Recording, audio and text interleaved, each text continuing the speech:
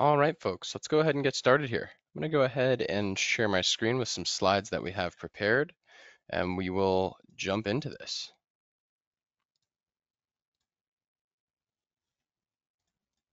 All right, folks, hopefully everyone can see my screen here today. We have some really exciting stuff about CIS compliance in Microsoft 365, taking this from theory to practice. And we really chose to focus on this today because CIS, in other terms, the Center for Internet Security, is something that's becoming ever more prevalent in the industry, particularly around our IT practices and Microsoft 365 and just all of our practices, where Microsoft is often pointing to the CIS benchmarks and frameworks as the source of truth for cybersecurity. And so we're trying to, in the goal really of today's webinar is to, what we could say is break this down or demystify it, make this much more approachable for everyone listening. Before we jump in here, I just have a couple of housekeeping items. First, if you do experience any technical issues, let us know in the chat and we can get that sorted.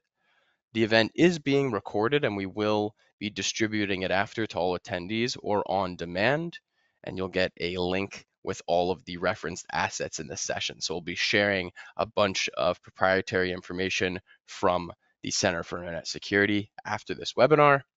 And finally, feel free to send questions in the chat throughout. We'll be addressing them at the end, and so send them throughout as they come to mind, or you can wait until the Q&A portion at the end. One thing that I did want to mention is that we were also supposed to have another special guest from the Center for Internet Security, Rich McGraw.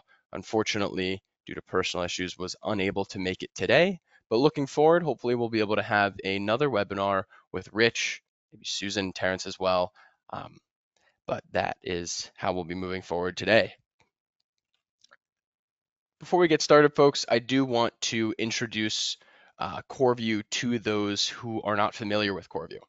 We are the global leader in effortless Microsoft 365 management for security, governance, IT automation, and administration.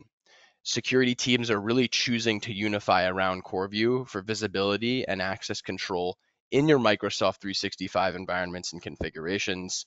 Later on in the webinar, we will be taking a bit of a deep dive into our newest solution, CoreView Configuration Manager, which allows you to automate the initial setup and ongoing management of your Microsoft 365 configurations. This is particularly important for things like compliance, drift, making sure your tenant stays in the desired state, backup and restore of your Microsoft 365 configurations, and more. We will be discussing that at the end here. Now, to get started, we're going to just do some introductions. Of course, my name is David Nevins. I'm one of the original founders of Simian Cloud, which is now known as CoreView Configuration Manager. My background is in R&D. I've supported technical teams in all industries, ranging from financial institutions to government organizations. And I'm really excited to be here today with two of our guests. We have Susan Lindquist from the Center for Internet Security and Terrence Jackson from Microsoft. I'm going to go ahead and let both of them introduce themselves. Terrence, take it away. Sure thing. Thanks, David. Again, Terrence Jackson, Customer Security Officer here at Microsoft. Been in the industry for a while. Done everything from help desk to building data centers, pulling cables, all the way up to CISO. First computer, as a trivia tidbit, was a Commodore 64. So I've been doing this for a while. So looking forward to a great conversation today. And I just really enjoy sharing, information and really helping customers achieve, enterprise resilience and best practices, and really just kicking the adversaries' butt. So happy to be here today. Thank you for joining us, Terrence. We're always happy to have you here. We've had nice discussions and webinars in the past, and I'm sure we will continue doing this. Thank you so much for joining. It's a pleasure to have you. And Susan, Hi, can you hear me okay? loud and clear. Clear, great. So I'm Susan Lindquist. I am a cybersecurity solutions engineer for the Center of Internet Security. I've been with CIS for, I believe I'm going on about 6 years right now. But I too have been in this industry and role for many, many, many years, more than I would like to admit. I've been in the MSP channel, PSA systems, data backup, disaster recovery, and now again, cybersecurity. So very happy to be here. I'm very excited for this partnership and looking forward to this presentation, actually. Thank you so much Thanks for for having joining me. us, Susan. Thank you. It's a pleasure to have you. Really looking forward to this discussion and bringing in your expertise on the Center for Internet Security. I think it'll be very helpful for everyone today. All right, let's get into it, folks. We are going to start off with a little bit of a poll. It should be popping up on your screen here. If we can see this, we're asking just to provide some context here and to understand who we're talking to today. So the poll is, what is your role in compliance and security at your organization? Select all that apply. A, I'm responsible for overall compliance. B, I'm responsible for overall security. C, I'm responsible for CIS compliance. D, I'm responsible for Microsoft 365 security. And finally, E, I am not responsible for security or compliance. Folks, I'm going to take a look at my other screen here to see how the results are pouring in. We have about almost everyone's voted. Folks, read the answers and take a moment. We'll give everyone another minute or so here to respond to the poll.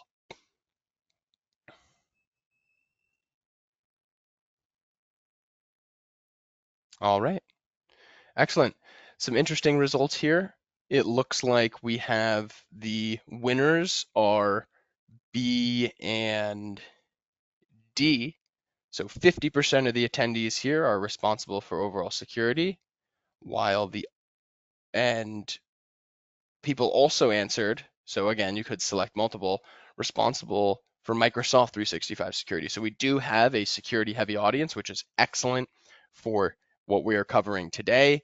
People are responsible for compliance and security. This is very expected. We do have two people here who are not responsible for security and compliance. And so even for those of you who are not responsible for security or compliance, today is going to be a great introduction to the Center for Internet Security benchmarks, frameworks, and really what the importance is there. So I think we have a really good audience today. And again, for those, who have any questions, I'm sure they will arise. Don't hesitate to send those in the chat here. Thanks for everyone for responding to that. We're going to press on. And what we're going to start with here is a presentation from Susan Lindquist on the CIS benchmarks and Microsoft 365. I'm controlling the slides. Susan, take it away from here. All right, great. So again, for those of you, I assume everybody knows who CIS is, or the Center for Internet Security, but we are a nonprofit organization that offers two primary resources: the CIS critical security controls, which are displayed on the screen right now, and the CIS benchmarks. For the purpose of today's presentation and discussion, we're really going to be focusing on the CIS benchmarks, but I do want you to have an understanding of the difference between the two. So they're often confused, controls and benchmarks. They are two different things. Both are best practice guidance for securing, an organization or target systems from cyber attack, right? Stated in its most simplest form.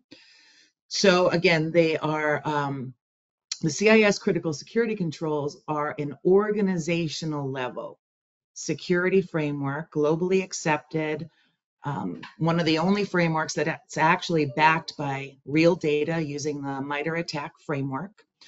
And they provide a simplified, prioritized set of best practices to gradually improve an organization's overall security posture. So as you can see, those controls are they're the top 18 controls. And if anybody is familiar with maybe SANS top 20, these used to be the SANS top 20. They had been donated to CIS, and we have, kind of revisited those and got them down to top 18. they're already in a prioritized order for people. So we're already telling you start with control 1, right? Then 2, then 3, and then move your way down to 18. So they're a simplified, prioritized step-by-step playbook. Within those top 18 controls, there's actually a total of 153 individual safeguards or action items. And you can maybe see by that image, those safeguards are further broken down into 3 different groups, what we call implementation groups.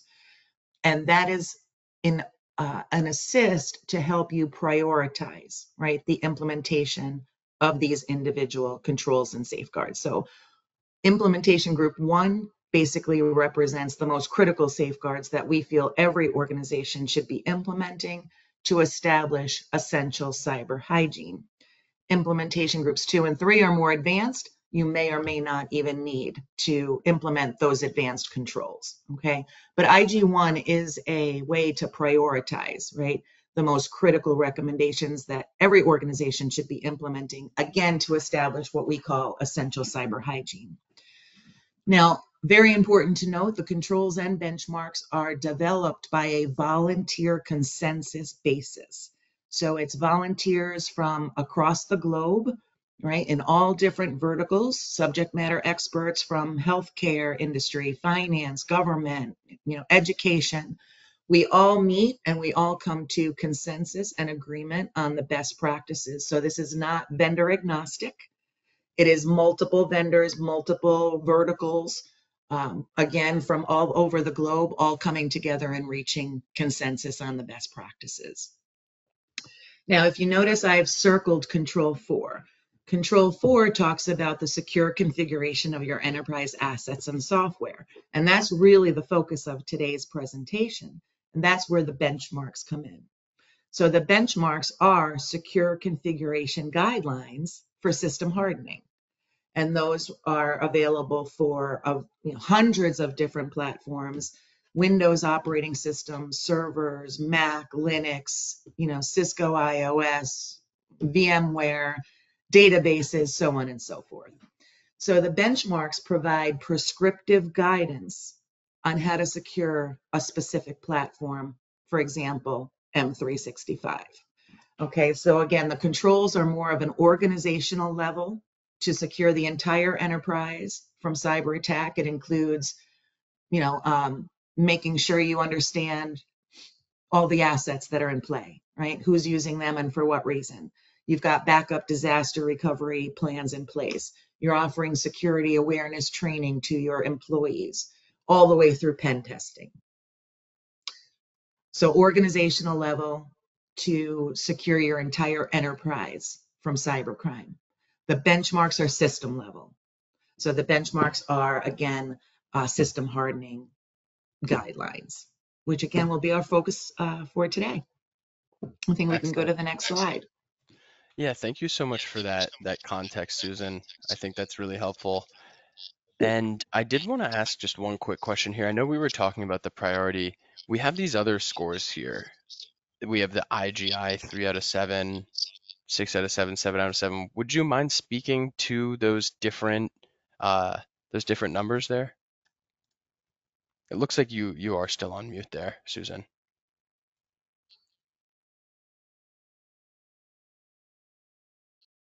Go right ahead. It's muting me on its own.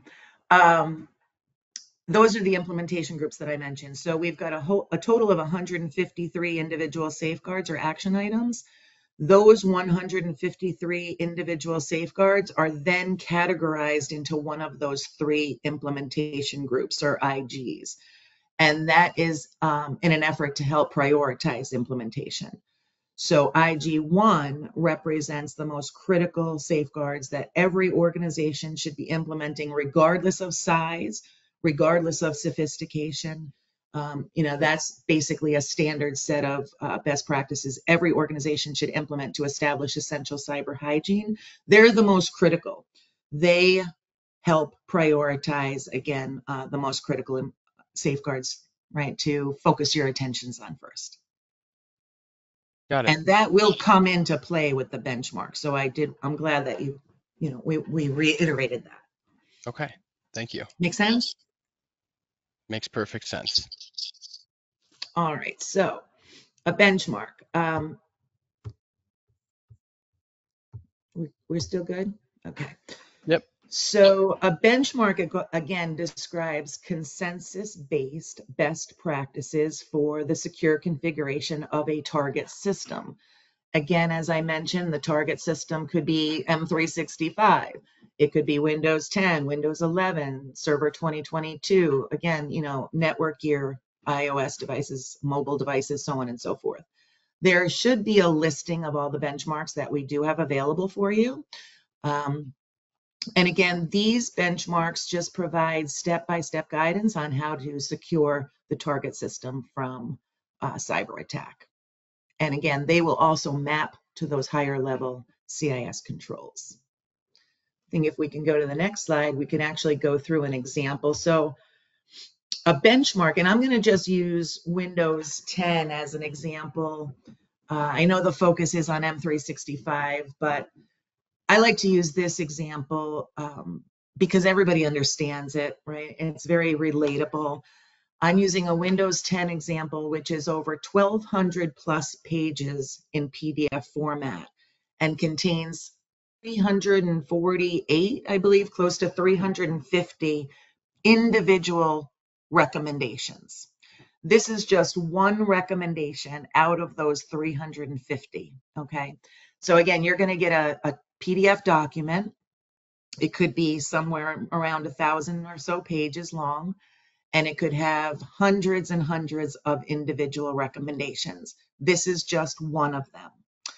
So the recommendation, I feel like this is an extremely comprehensive report. And I think there might be some animation going on here if we want to click, but each recommendation will have a title, right? The description of the recommendation. In this case, ensure minimum password length is set to 14 or more characters. So I do like to use this example because we all can relate. We all understand passwords. We all understand why a longer password is more secure than a shorter password. If we click again, every benchmark will also contain, a description describing why we're recommending this, right? What are we intending to secure a thwart by doing so? Also, if we go on to the next section of the report, the rationale is the security benefit of applying this recommendation, right, to the target system. We can click again, and that's the impact statement. So this is critical. It's very important to understand that benchmark recommendations are just that. They are best practice recommendations, but they are in no way a one-size-fits-all requirement for everybody. It's going to be very critical that each organization reviews these recommendations individually to determine how are they going to impact your specific environment. We don't want them to break anything. We don't want them to cause disruption to your business operations, right? We don't want to lock all your users out from being able to log in, things along those lines. So this impact statement really helps the user determine how will this, if I implement this recommendation in my environment, how will that impact our business operations? Will it be negative? Will it have adversarial effects? Will it actually decrease security? And I don't know if everybody can see that, but this actually says, hey, a minimum password length of 14 or more characters could actually decrease security. Well, why would we be recommending that if then we're going to say it might decrease security? Right? Passwords, it's really coming down to the human element and human beings forgetting long passwords, and then human beings taking insecure measures like writing them down on Post-it notes, right, and putting them under my keyboard thinking that's all secure and safe. Nobody's ever going to find it there, right? Or I have an open notebook on my desk with all my passwords written in it. Things like that, right? Or am I doing password resets all day instead of getting my actual job done? So things like that need to be considered to determine, is this going to provide my organization a clear security benefit without disrupting our business operations? Absolutely, And Susan. I love this part of the of this item here where we have the impact statement. I work with businesses all the time that are trying to roll out security configurations and anticipate the end user impact. And they're always looking for something like this where they can actually understand, okay, what's the impact? What are the pros and cons? Because of course people might think just, oh, longer password's better, but in fact there are nuances to this. So that's great. I also think you may have gotten automatically muted again. Look, I did, but now I'm on to it. they, Absolutely. And one of the biggest, features or benefits of the CIS controls, again, are very comprehensive, right? And again, they're not only backed by data, so we can show you, hey, here's the known cyber attacks based on the MITRE ATT&CK framework that these are intended to protect you against or secure against. All right, what's the next one? Because I can barely see. Audit procedure, right? So that would be the manual steps, which this whole presentation is going to really be focusing on how to automate the manual steps on you just going to and checking, right? To see if your setting is compliant with what we're recommending in the benchmark. The next section should be the remediation procedure. So every single recommendation will have remediation procedures, right? Hey, if it's not set to this value, here's exactly what you need to do to remediate this failed setting, if you will. And then we have the out-of-box default value. So obviously we know, hey, if I unpackage a Windows 10 operating system, it's going to be an out-of-box default password of 8. Okay, so then that also helps me as I'm reviewing, if I run an assessment, for example, against the benchmark, and I'm failing this particular recommendation, I can see the data that we're pulling in. If it's still 8, maybe I know we've never done anything, right? Since the out-of-box configuration, we've not touched it. And then we do have those mappings back to the controls, but also to the implementation group. So those implementation groups, those IGs, are going to be very critical throughout this conversation to help prioritize, right? To help prioritize implementation and remediation, of, again, the most critical recommendations. I think we've got another slide that we can go to. And this really just shows we've got probably over 150 now benchmarks for, again, servers, cloud, databases, mobile devices, network devices, web browsers, web servers, right, operating systems. And again, you should all have a link to all of the benchmarks that are available for CIS. And something that I really should mention that I haven't, both the controls and benchmarks are freely available to the public in PDF format. So we offer them at no charge, really just to help protect our connected world, right? We're a mission-based nonprofit organization, just here to help protect the connected world. yes, and we will have part of this as the handouts after this. And then my final slide really will show how the benchmarks and the controls can help meet compliance to other security frameworks. So, PCI, for example, recommends using the benchmarks for system hardening guidelines. DoD Cloud references using the benchmarks as an alternative to the STIGs, right, and SRGs. So basically, our controls and benchmarks provide a simplified, prioritized approach towards securing your organization, towards securing your systems, while also helping you meet compliance with these other regulatory frameworks, PCI, NIST, HIPAA, for example. So we've got mapping documents as well as an electronic mapping page that I might have sent as a link as well, that will show how the controls and benchmarks map to these other security frameworks.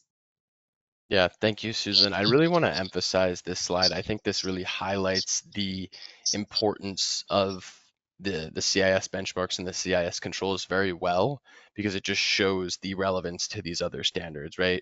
All day I'm working with people who are trying to achieve their CMMC compliance, their SOC compliance, their NIST, their HIPAA. So CIS is really at the center of this and helping you, not only become CIS compliant, but also moving toward other compliance standards as well. Right, and those other regulatory, requirements and regulations sometimes tend to be very, very complex. NIST, for example, it's very complex. it's difficult to understand and comprehend what are they really asking us to do here.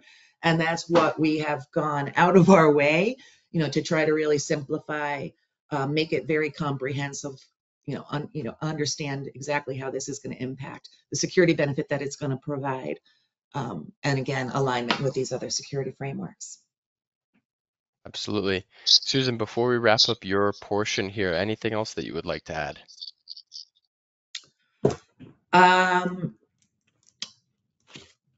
Not at this time. Maybe, as we Great. go and other topics come up, I might have something to add or not, but we'll pause for now. Sounds good. Thank you very much, folks. Before we transition to the panel portion of this, where we'll be um, picking the brains of Susan and Terrence, we just have two more polls here. We want to understand the role of CIS at people's organizations and the level of automation that people are currently practicing within their CIS security configurations. So I'll just state this first poll here. What role does CIS play at your organization? Folks, the first answer, A, it is the foundation for our cybersecurity initiatives. B, it's the foundation for our compliance initiatives, HIPAA, NIST, ISO. C, we practice CIS for cyber insurance. D, CIS plays no role in our organization. And E would be other. What role does CIS play at your organization? If it is something other than the answers listed here, feel free to send that in the chat. We can discuss that as well.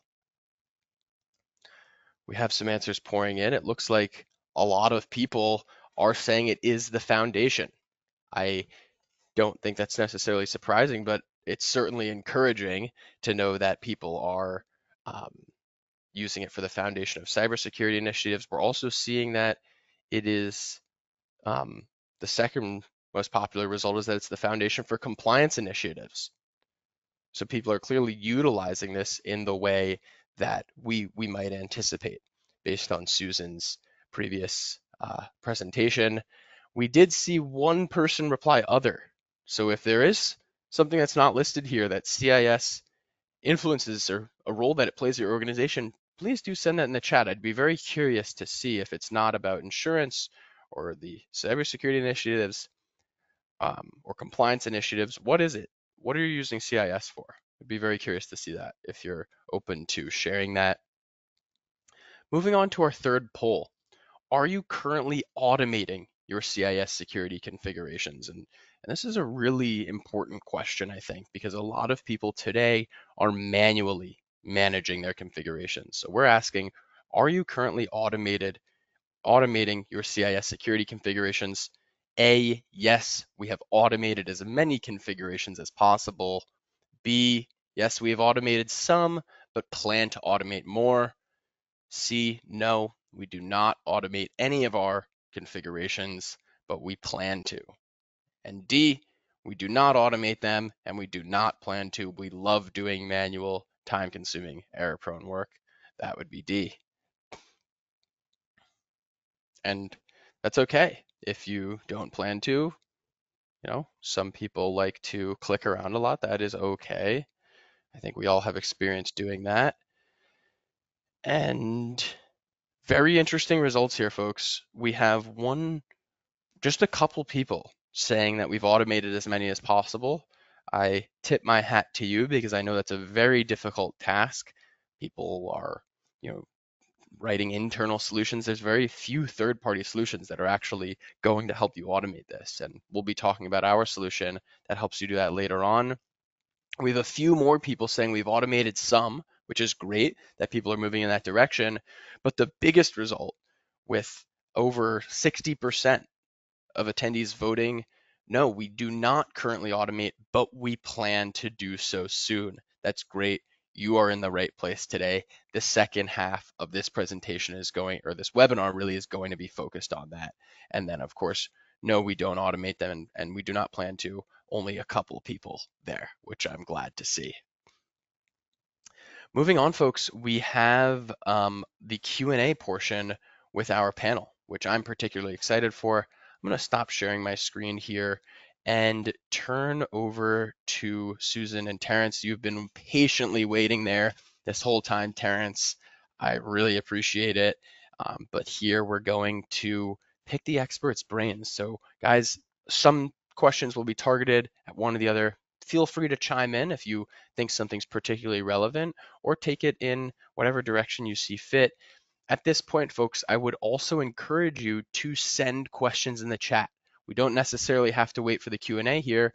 We have our panel speaking about this. If there's a question about CIS or the role CIS plays in Microsoft or automating CIS, please don't hesitate to send those in the chat here. I have some questions here.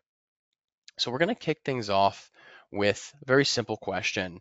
Susan, you spoke a lot about the CIS controls and benchmarks and the different items that we have there. And I know a lot of people on this webinar are using that in their cybersecurity practice, and they're clearly going through those lists and making sure that they're in line with that. But I think a lot of people face the issue where, how do they know? How can enterprises check their compliance with the CIS benchmarks? And so that's targeted toward you, Susan. Go ahead. All right. So I can speak for CIS. We have what's called a Secure Suite membership. I may have said Secure Suite a couple of times already. Secure Suite is basically a subscription for the public and private sector. All of our tools are available for free to any United States, state, local, tribe, or territory. Okay, they're all free. For the public and private sector, we do offer a subscription that includes a automated assessment tool. So it's called CIS Pro. It's a configuration assessment tool that will automatically scan the target system's environment in conformance to the benchmark recommendations. It's a read-only, it's agentless. It simply collects the data from the target system, produces a report with an overall compliance score to the benchmark, and then details the pass-fails. Now, one of the issues we have, and it's where both, Terrence and David, you both fill a gap for us, is that we don't have machine readable formats for every single benchmark we have. So we have a subset of benchmarks that we can automate the scan. M365 currently is not one of them. So on our side, our assessor can't scan M365. But I think that there are other tools out there. I might just mention something like MS Defender or CoreView Configuration Manager that can automate the scan against M365. And I do think I may have also provided a link of just what I call CISCAT supported benchmarks. Those are the machine readable versions that we have, SCAP versions that can be, again, scanned automatically. Very helpful, Susan. I think organizations are going to be very happy to find out they actually don't have to just manually make sure that they're in line with these standards. Terrence, do you have anything to add on the front of how Microsoft does help with checking this for Microsoft 365 in particular? I know Susan mentioned Defender, but feel free to take this wherever you'd like. Sure. Yeah, Defender is one of the levers. I would, go back to saying, we have this, what we call a secure score. And really, that secure score is looking across your environment and comparing your current state versus, I would say, desired state. And that can be obviously against, our first party benchmarks or reference CIS benchmarks as well. So that would be one of the things that is, also, available in a read-only mode, for in M365 to help you get that snapshot view of where you are and, suggested recommendations to get you to a more secure state. Thank you, Terrence. I think that mention of secure score is very important. And something that I love about the secure score is that it actually tells you what to do, why you're doing it, and then once you've done it, it will reevaluate your score, right? So you get this continuous assessment, so you can see, just to emphasize what you're saying, Terrence, you can see within the tenant, right, how closely aligned am I with the secure score? So you have that real time check. Once you actually make the change, you're not guessing, oh, is my secure score improved? You get that secure score improvement. So Absolutely. actually, I have just a quick question about that. So is that an agent? Is that agent Uh, based? no, the security it's built into the portal. Depending on what licensing the customer has and what tooling they have, it pulls telemetry from, let's just say, devices, or looking at your Entra configuration for your identity stack, what have you. So defenders can be deployed as an agent on non-Windows devices, i.e., Mac, Linux, but it's built into Windows, so it's one of the benefits. Thank you. Right. And this might be getting too deep, Terrence. I don't want to open up the Pandora's box of Microsoft 365 license SKUs, but are there any licenses that don't include Secure Score? I think it's all, but I could be wrong. Yeah, I think there's a free tier, and obviously as you move up in licensing, there are some additional capabilities Hmm. um, Yeah. that can be realized. And we also have a tool, compliance manager, that sort of allows you, if you have custom compliance regulations, or homegrown scenarios that you're trying to track, that you can do some more custom configuration and kind of BYOC, bring your own compliance. Yeah, BYOC, bring your own compliance. That might be the first time I've heard that, but that actually leads very well into my next question here, which is targeted to you, Susan, and Terrence, of course, feel free to add in here. But how flexible is CIS when it comes to adapting the benchmarks to meet the business's needs? And another way of framing this question is, can enterprises adapt the benchmarks for their unique security needs or their user experience while still maintaining compliance? Yes, and it's encouraged.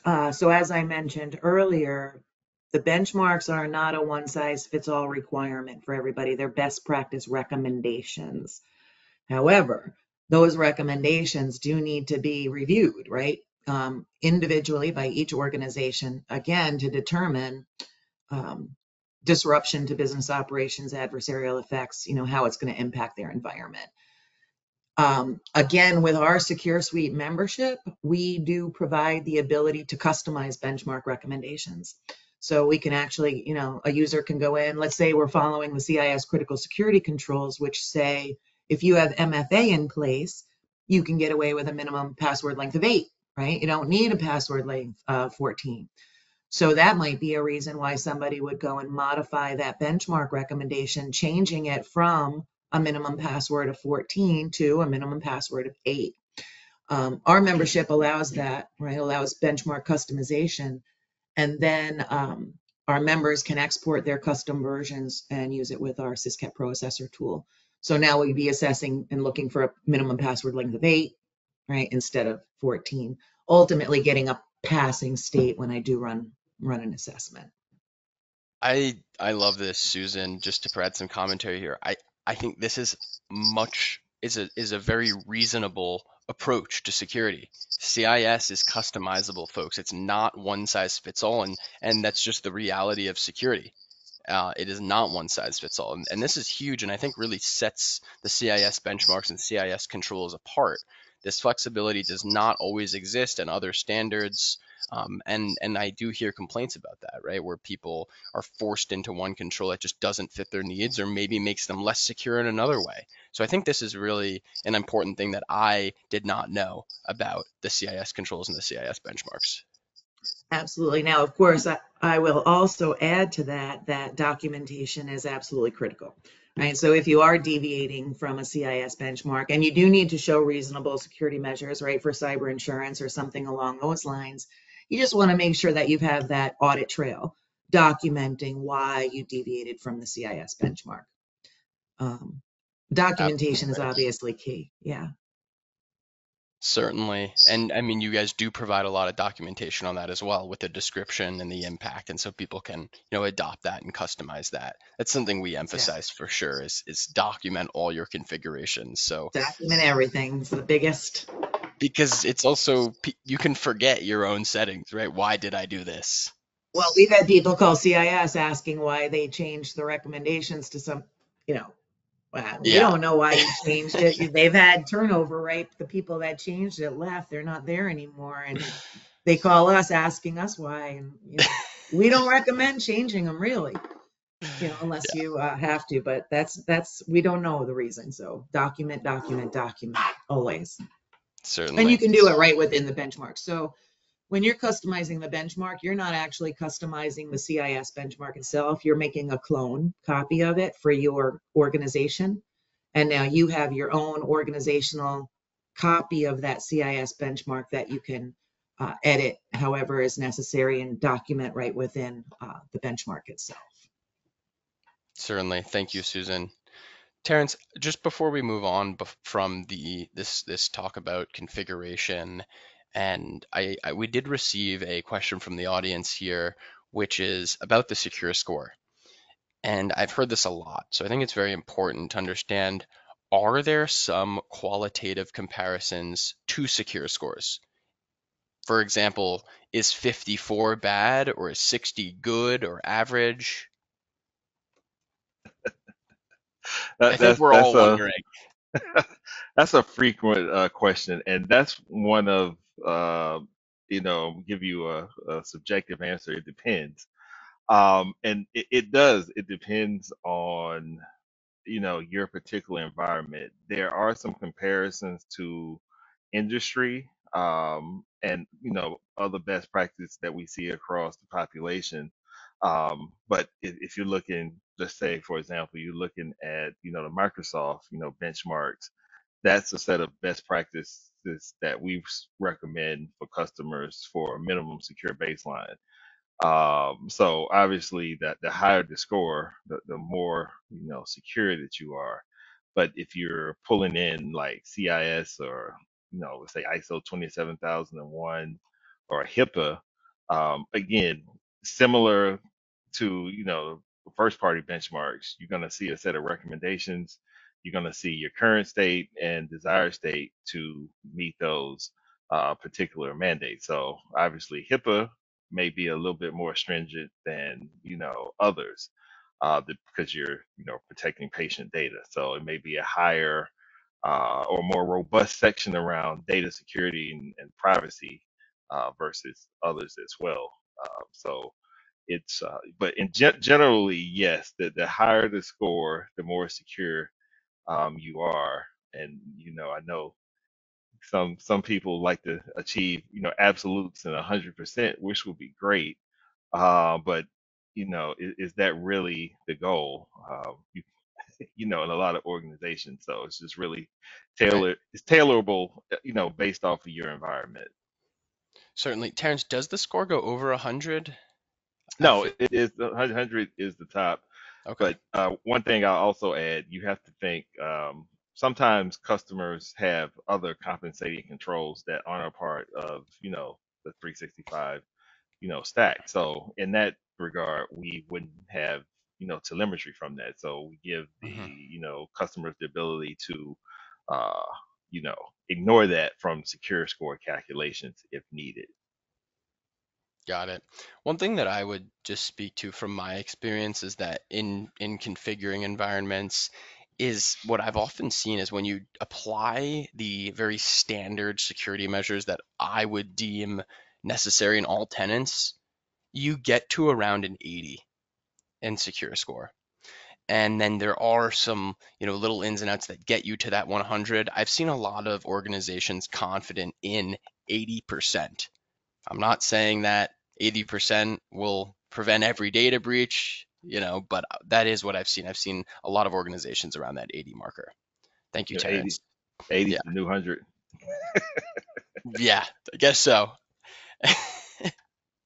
All right, moving on, folks. I did have a question around, I did write these questions, prior to the presentation. Of course, I did have a question around how, with thousands of recommendations in the benchmarks, how can security teams prioritize which items to address and first to align? Susan, I think you already spoke to this with those levels of prioritization very clearly. So I think we can skip past this unless you have anything to add there.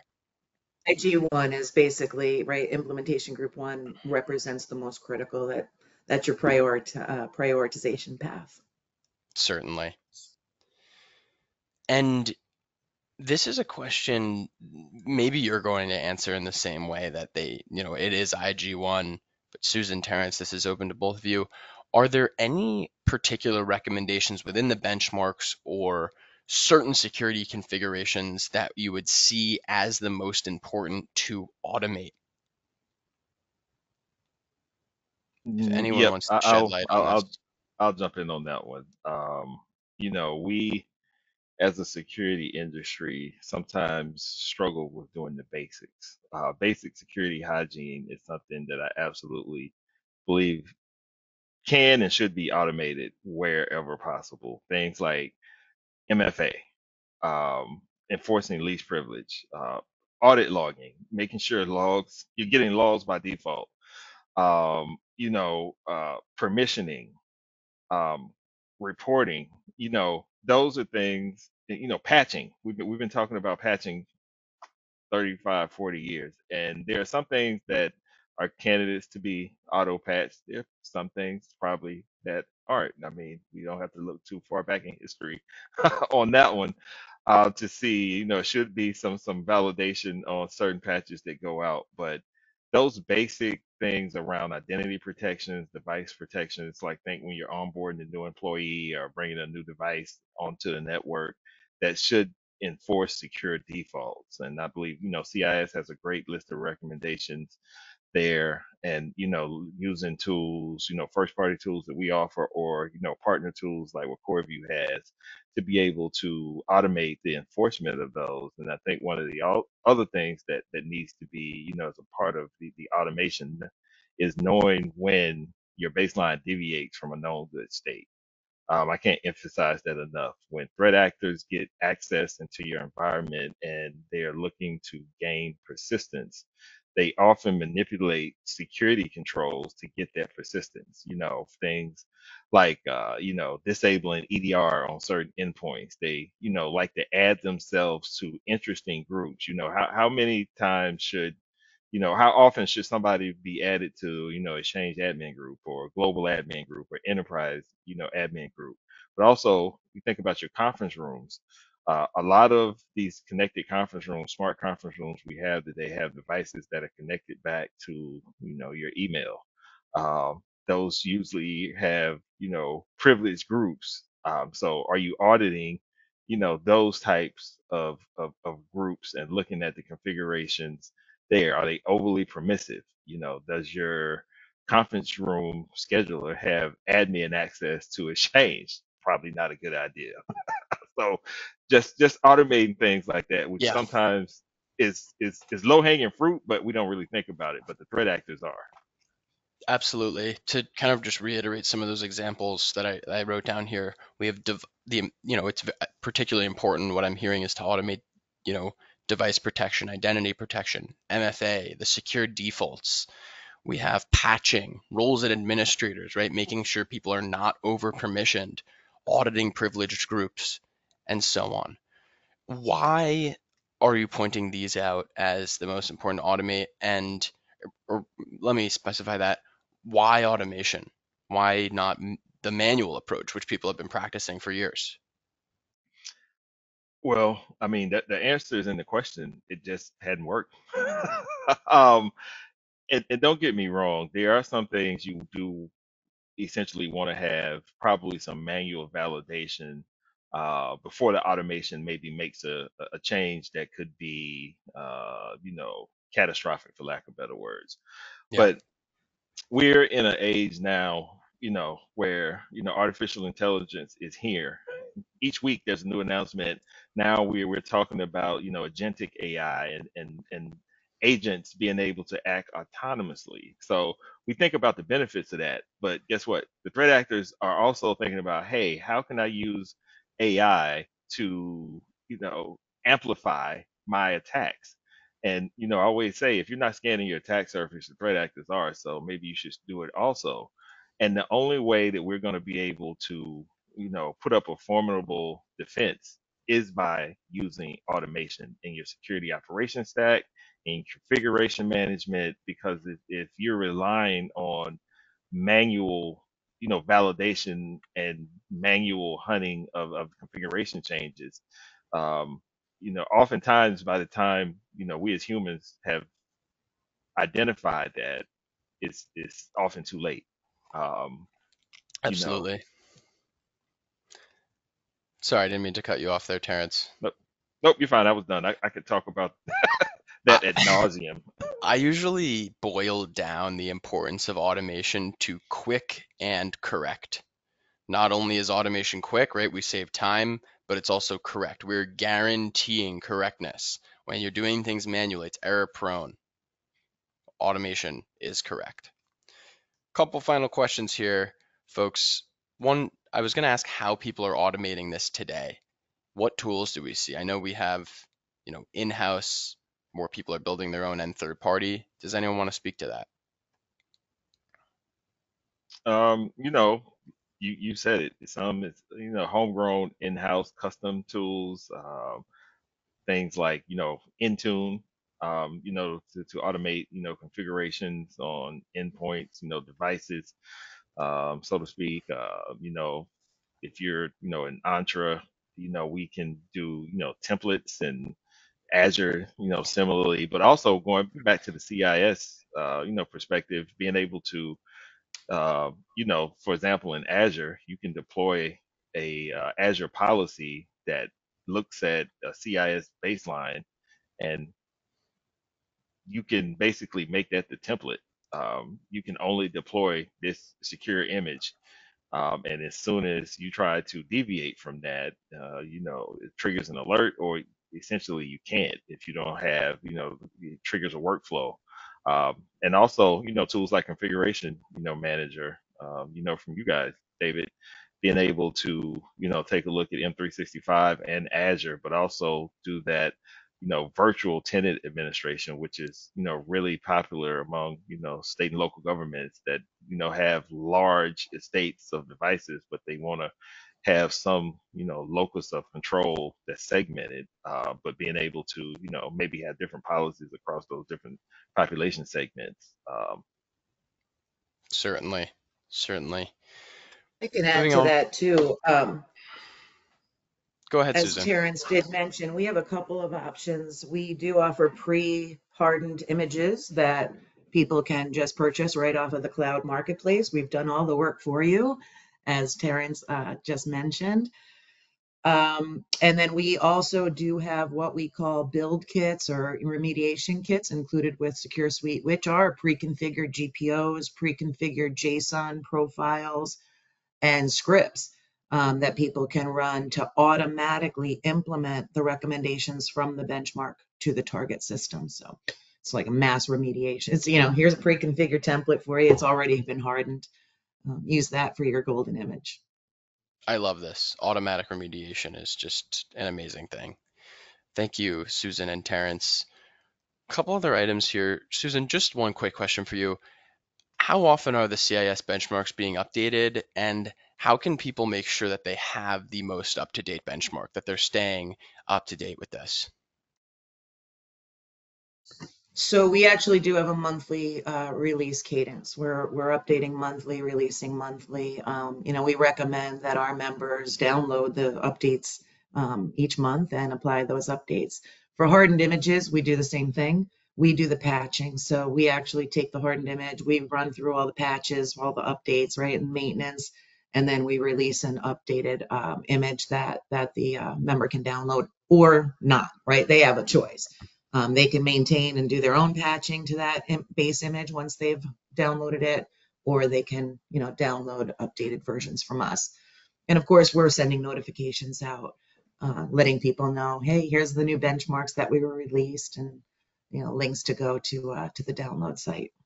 Right. I want to emphasize that mailing list, folks. If you're not already receiving these monthly emails or even more frequent from CIS, make sure you go to their website and sign up for that. We want people to have the most up-to-date standards. Things change quickly in the cybersecurity world, which really brings me to my last question here before we just show a quick peek at how people can achieve CIS compliance with our configuration manager solution. I know we may be going over by just a couple minutes here, but I do want people to stick around to see how you can actually use our tool to automate the CIS compliance.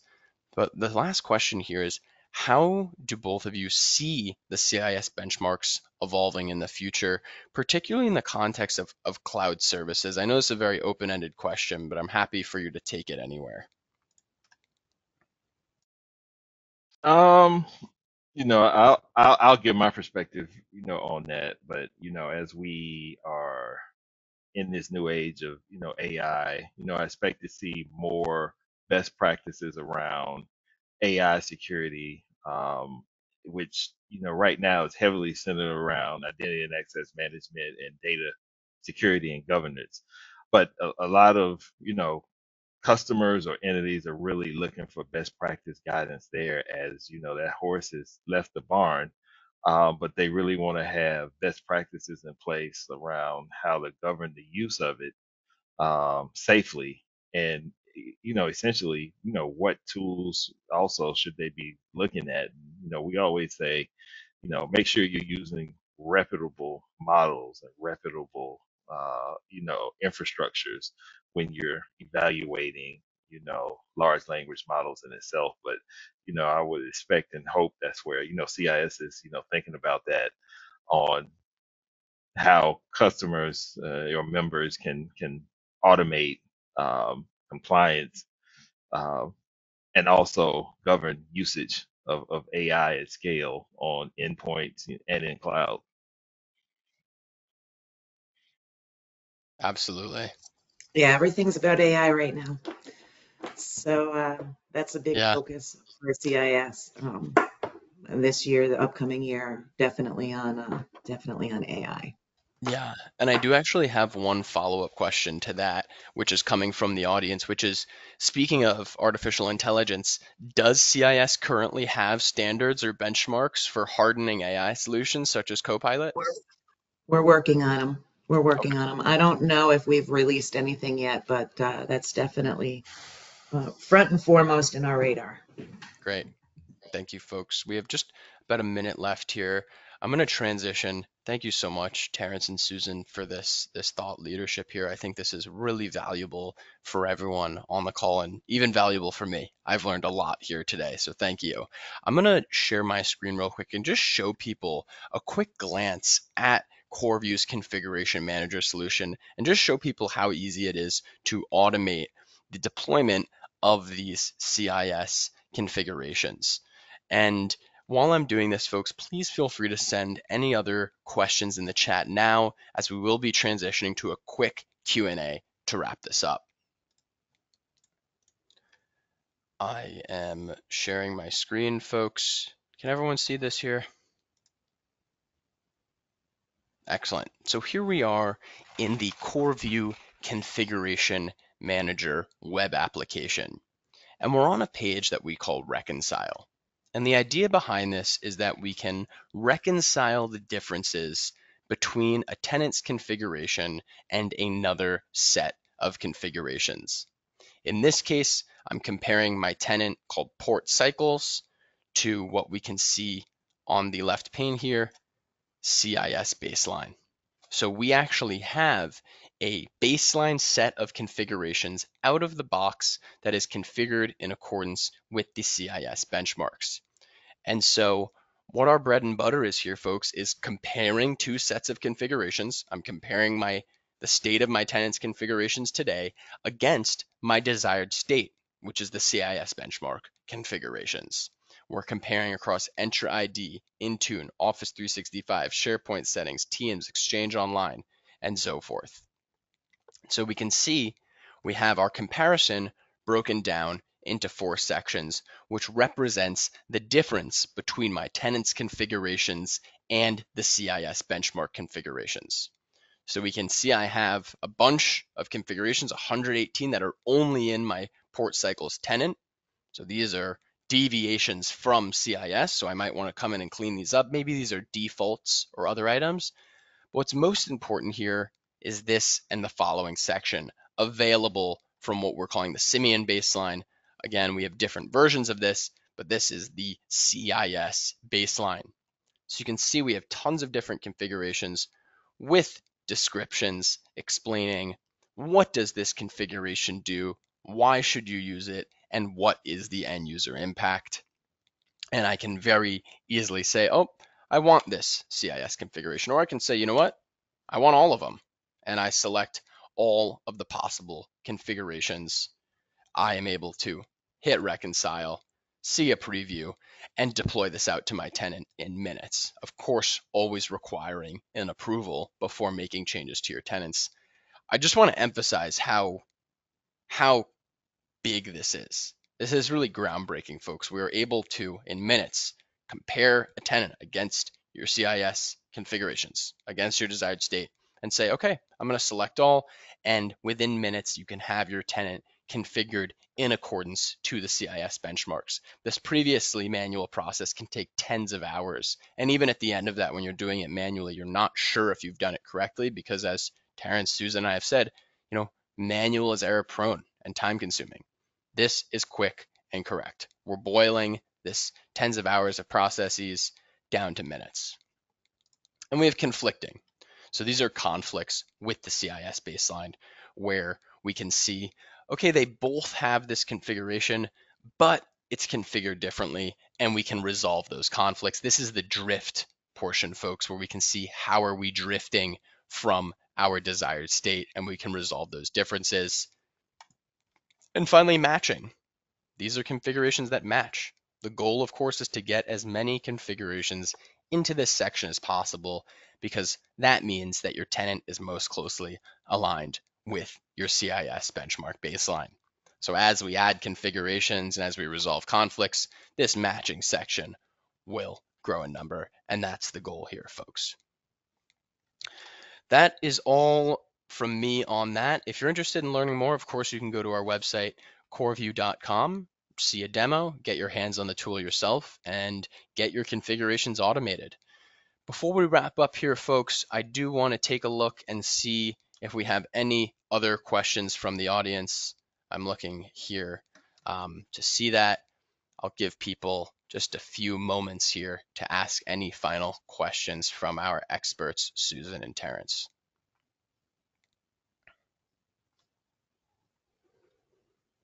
We have a question. Yeah, go, Terrence. Were you going to add something there? Nope. Go ahead. I do have one question here. How often is the Simian CIS baseline updated? That is a great question. We try to keep in accordance with the CIS cadence. Of course, monthly can be a difficult lift, but this is something that we're visiting at least quarterly, where we are releasing updates. And something I'd like to emphasize as well is that we do base our product on feature requests.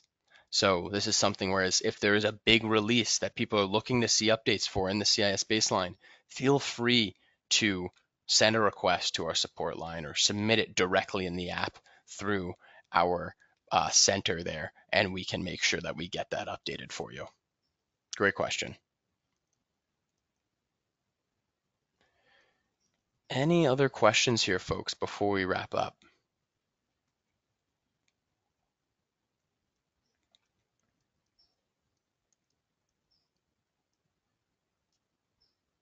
Give people just another minute or two or moment or two.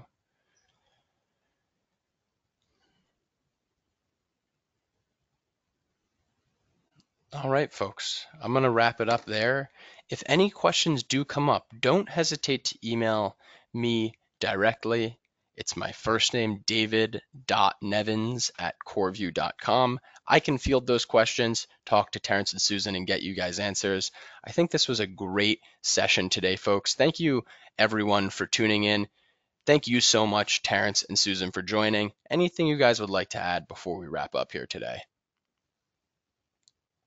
I just want to say thanks for having me. I thought this was a great conversation. It was extremely educational and informative from my point of view as well. So thank you for having me.